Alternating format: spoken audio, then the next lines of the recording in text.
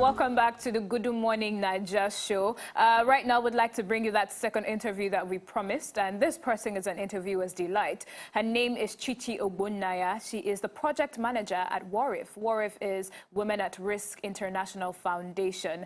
Joining us via Skype, of course, still maintaining social distance. Good morning, CHICHI, and welcome. Thank you for joining us. Thank you for having me here. My pleasure. My pleasure. Let me give a quick background of Warif to those who might be meeting your organization for the first time. So Women at Risk International Foundation, that is Warif for short, is one of the nation's foremost NGOs tackling the prevalence of gender-based violence in Nigeria. And it has become more concerned with sensitizing rural communities around the state about the pandemic. Recognizing the need to address the issue at the grassroots level, the organization has launched the Warif COVID-19 Response in Rural Communities initiative. This sensitization program was designed in collaboration with traditional birth attendants previously trained by Warif as first responders on gender-based violence in the state. Good morning, CHICHI. Welcome again. Thank you. Good morning. Welcome, welcome, welcome. All right. So,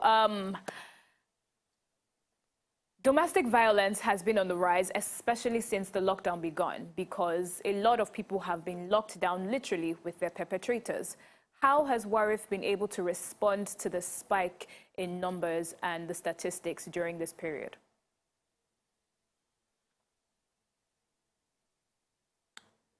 Can you hear?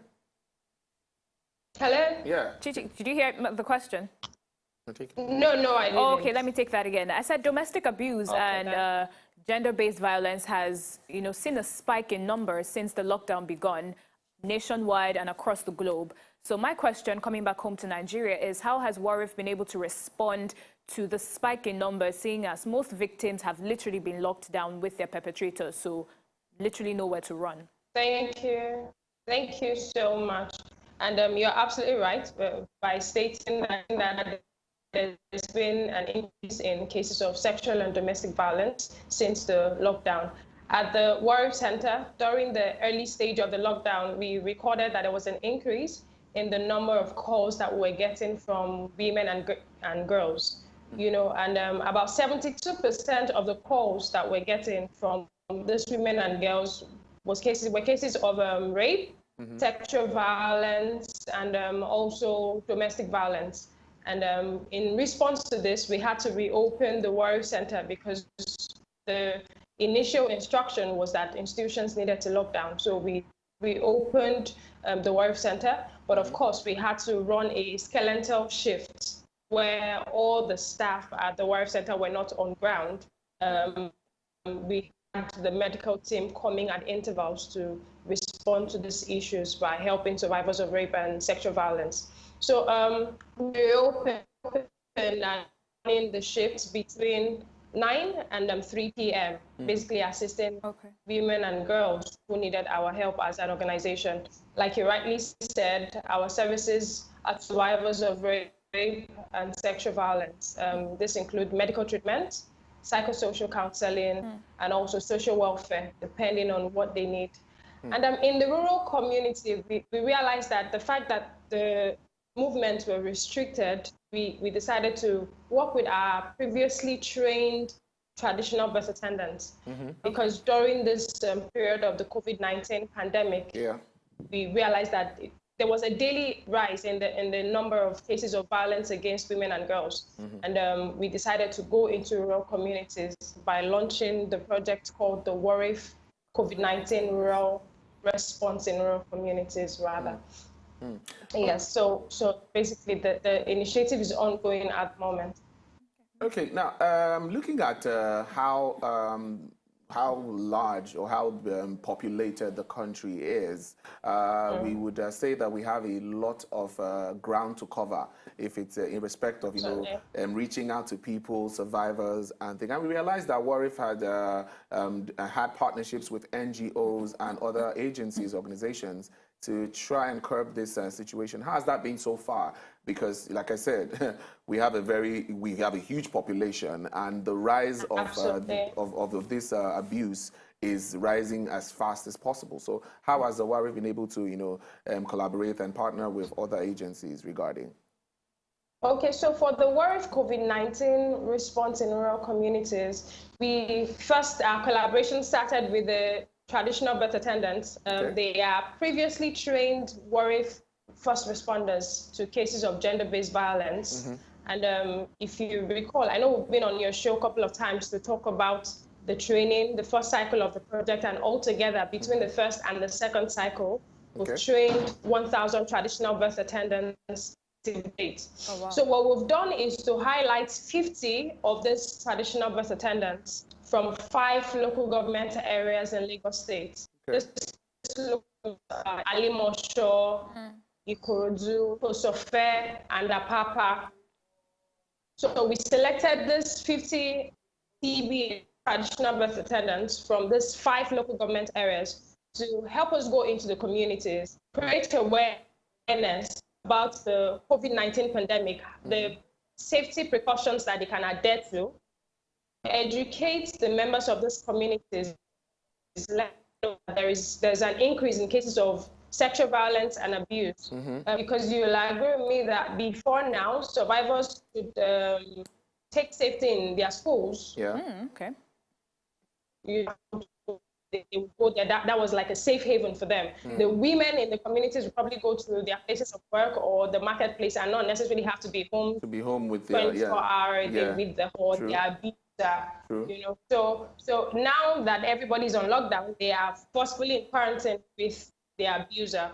So we decided to educate members of those communities to let them know that these things are happening, cases of rape, cases of sexual violence, cases of domestic violence, and in situations where they find themselves in being abused, or they know someone in their community who's abused, that they can refer them to the place like the birth center that we are opened within the spirit of the pandemic. We're giving services to survivors of rape and sexual. So yes, one of our collaborators will be the traditional birth attendant. And also, we've received support from various organizations as well, who have provided us with personal protective equipment, from hand sanitizers to the face mask to hand gloves, and various donations to help us carry out these activities in the communities that we engage in for the first cycle of the project. Amazing. Awesome. Amazing that you mentioned the PPEs, because our next question was going to be, how are you ensuring the safety of your personnel at Warif as this sensitization is going on? And basically, those you consider your frontline workers, you know, because they're exposing themselves to the virus. So how are you ensuring their safety?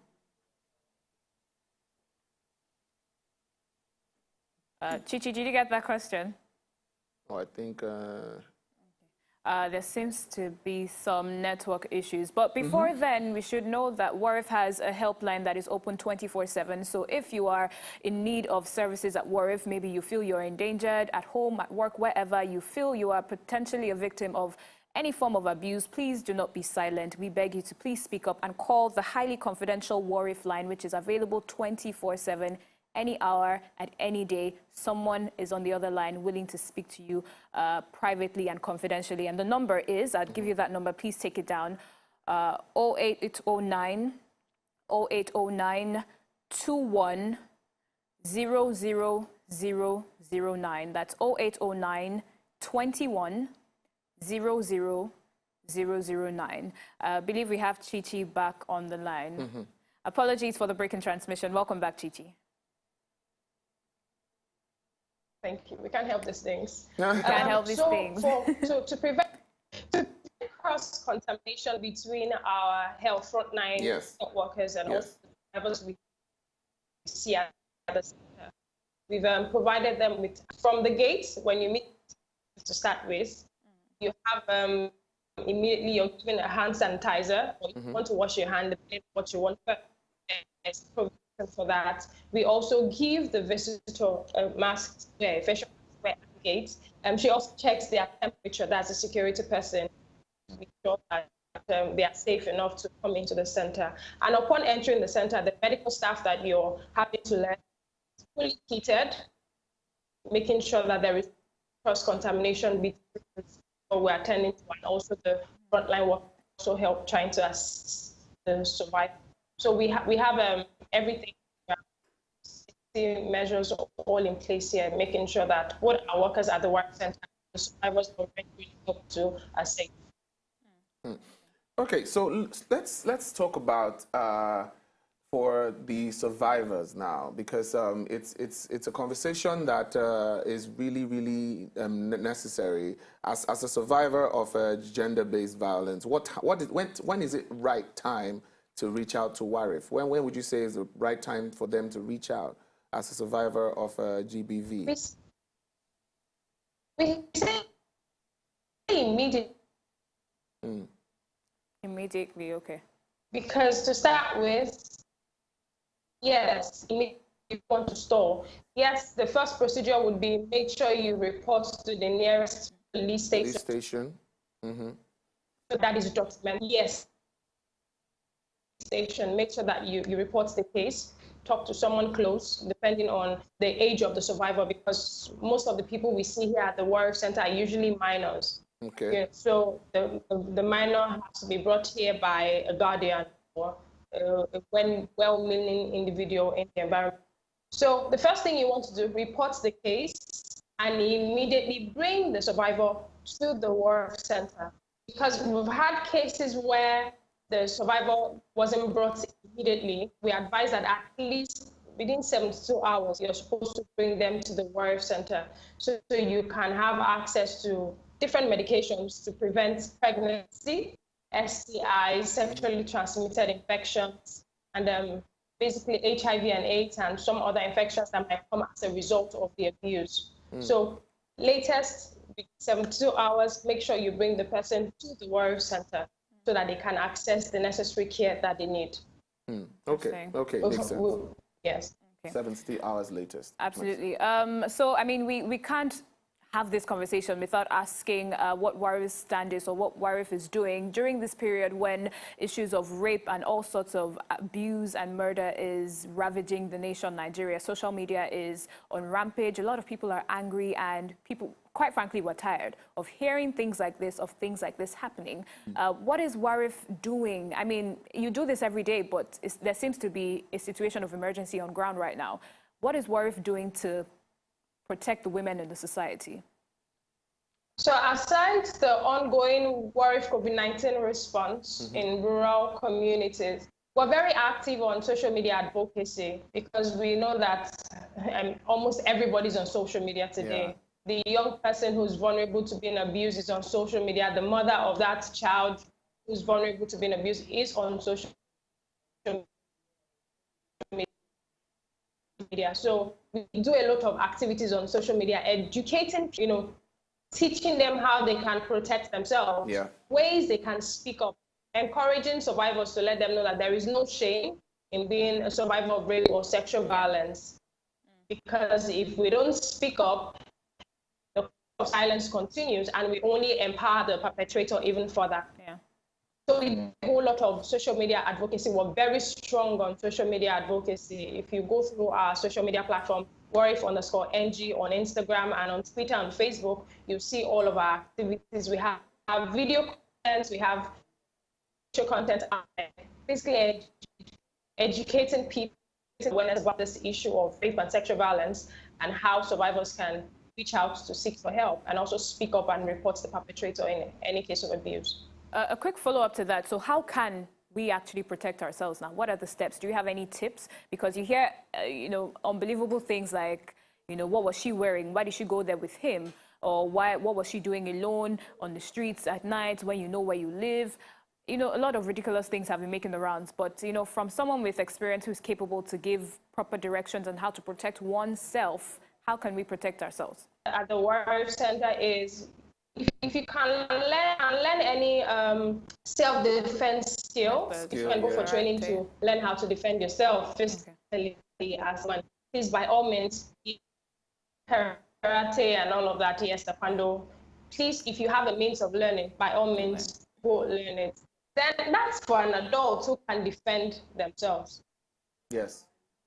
But for the little child, for that minor,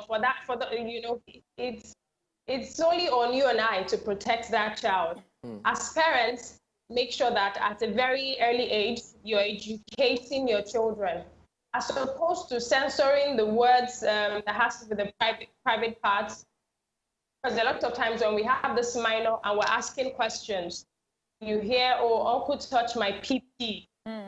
Uncle did this here. You know, so parents, please say what it is. Let your little girl know that this is my breast.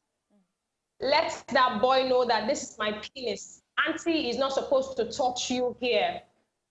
Uncle is not supposed to touch you here. You know, so start early to educate those children. Then don't shut your children up. Okay. Because in this part of the world, I think it's an African thing. Yes. When a child at that very little age is talking, maybe making sound, you want to shut them up and tell her, keep quiet, shut up, you're making noise, you're talking too much, and all of that. No.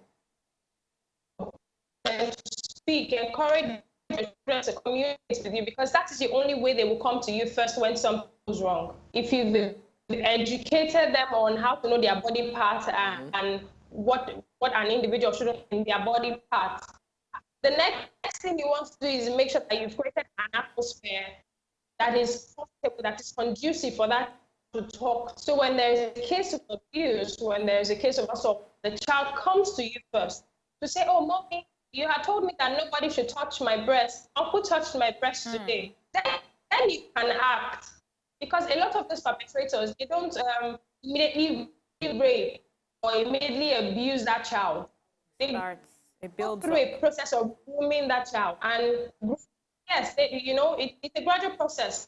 They groom you from saying, oh, wife, oh, you're beautiful. Oh, come, let me put you on my lap and all of those things. You know, so yes, you know, it's a gradual process. They groom this child till she becomes, or he becomes comfortable with them.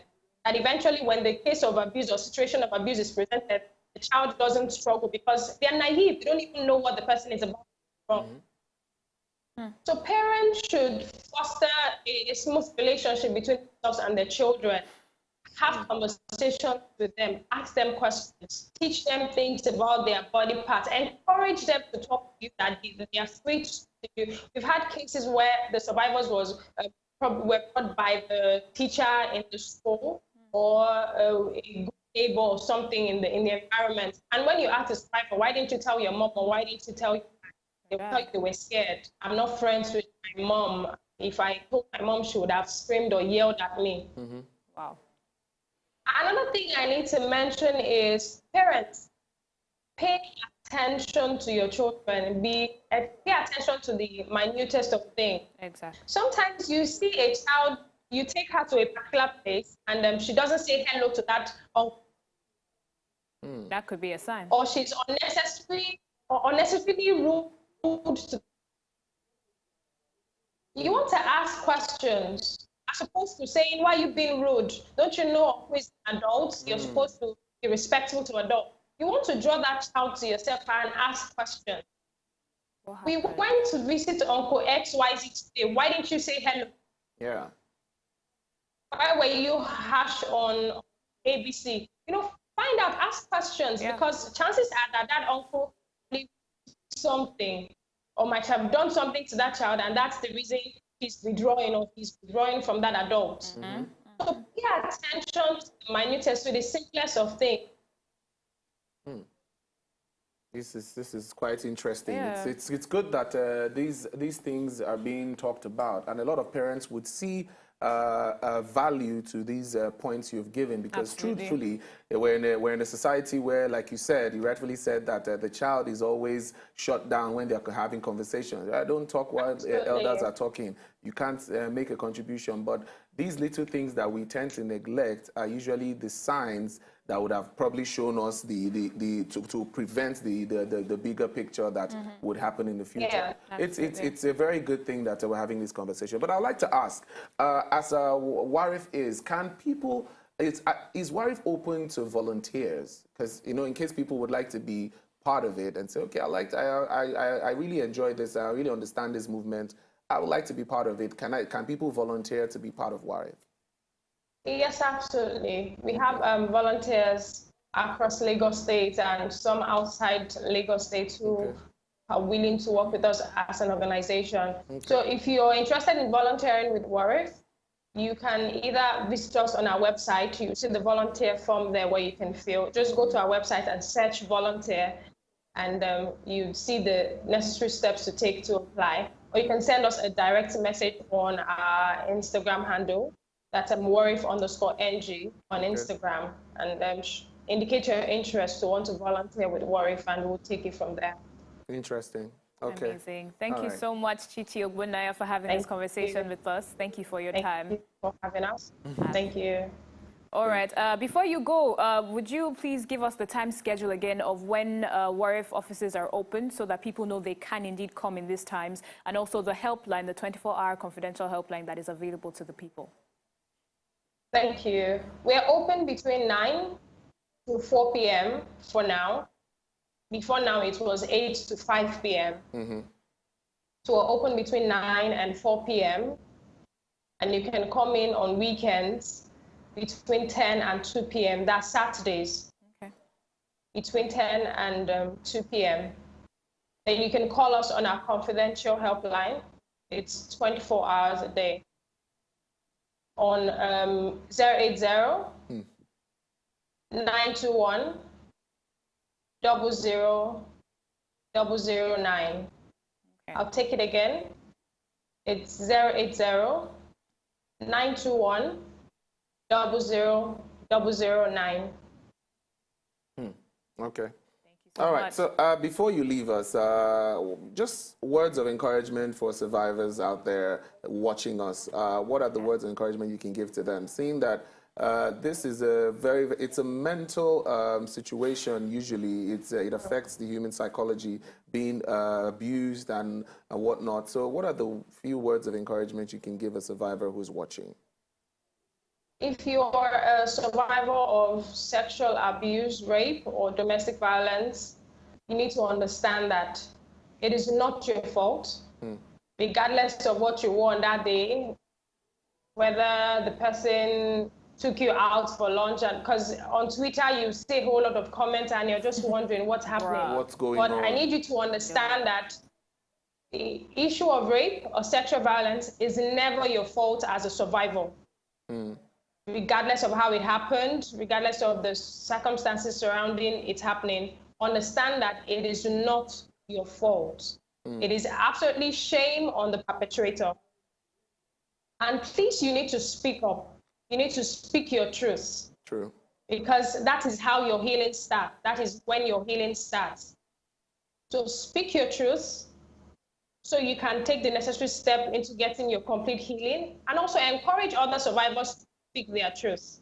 The only way we can break this cycle, this culture of silence, is to make sure that survivors begin to speak up, feel comfortable, feel confident enough to speak their truth, and also encourage another young girl or another young woman to speak our truth as well.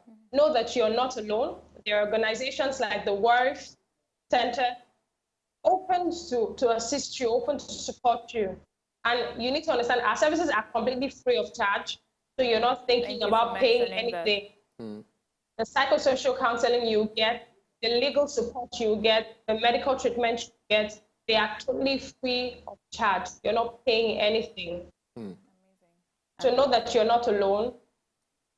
Warif is here to help you. All right. All right. Thank you very much for this conversation. Absolutely. It was very, very timely, looking at the current situation of the world and in the country at large. It's good that we had this conversation. Thank you very much for your time. Thank you so much, Chichi. Thank you for having me. Thank you so much. You're welcome.